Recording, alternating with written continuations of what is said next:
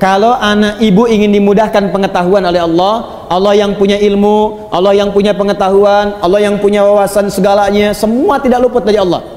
Kalau ingin diberikan oleh Allah pengetahuan itu, maka dekati Allah pemiliknya. Bagaimana caranya? Salat, salat, salat, salat. Tingkatkan salatnya. Maka anak ibu jaga betul disiplin salat. Masih ingat nasihat Nabi?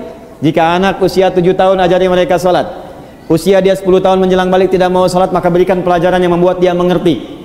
Berikan pelajaran. Kenapa Nabi meminta anak salat, salat, salat, salat? Karena ada korelasi antara salat dengan kepintaran seorang anak dan kebaikan seorang anak. Jikalau anak dari kecil sudah rajin salat, demi Allah Bu, catat kalimat saya ini. Kalau anak diajari salat dengan benar dari kecilnya, maka anak itu dewasa akan tumbuh menjadi anak yang baik dan pintar.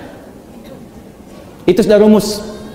Ibu cek ya, Al-Kindi, Al-Ghazali, Al-Farabi, ya, Ibnu Sina, Al-Khawarizmi, Al-Battani, itu semua ulama-ulama ini dari kecil sebelum mereka belajar pengetahuan dididik oleh orang tuanya salat.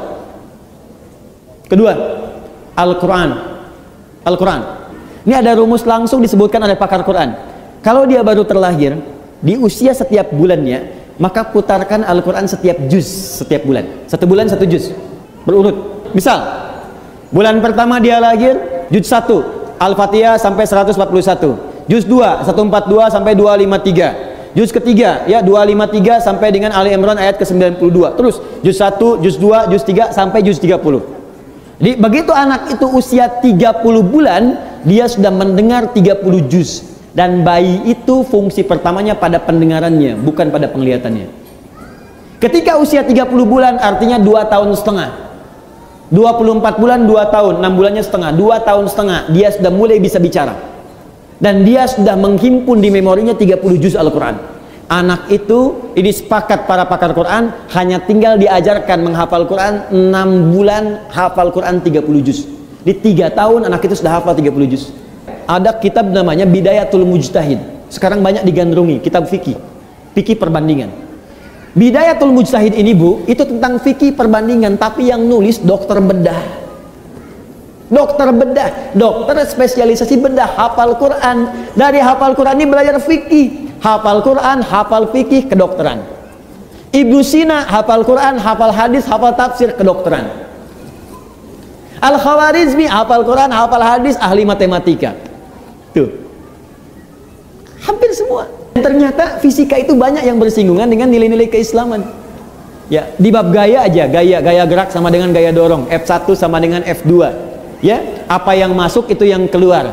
Gayanya tinggi, pukulan kencang, rendah sedikit. Sama, iman sedikit yang keluar pun ibadahnya sedikit.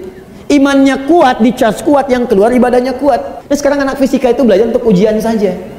Anak sekolah belajar hanya untuk ujian, makanya ilmunya nggak dipakai dalam kehidupan. Saya sarankan begini, mumpung masih ada waktu, ibu dekati Al-Quran dan dekatkan anak-anak itu dengan Al-Quran. Itu Allah akan tingkatkan tingkat kecerdasannya. Kalau hafal dengan benar, itu minimal 3 kali lipat. Ada korelasi antara peningkatan kecerdasan dengan hafalan Quran. Antara hafalan Quran, karena Quran itu punya kurang lebih 52.000 kosakata. Penelitian menunjukkan orang yang banyak hafal kosakata itu akan berpengaruh pada wawasan.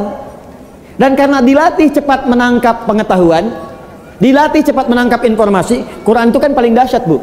Belajar fisika, begitu disampaikan masuk, dibutuhkan keluar cepat. Biologi, dihafalkan masuk, keluar cepat. Makanya orang dulu, orang Islam dulu, itu walaupun mereka ahli biologi, matematika, bahkan kedokteran, itu rata-rata semua penghafal Quran.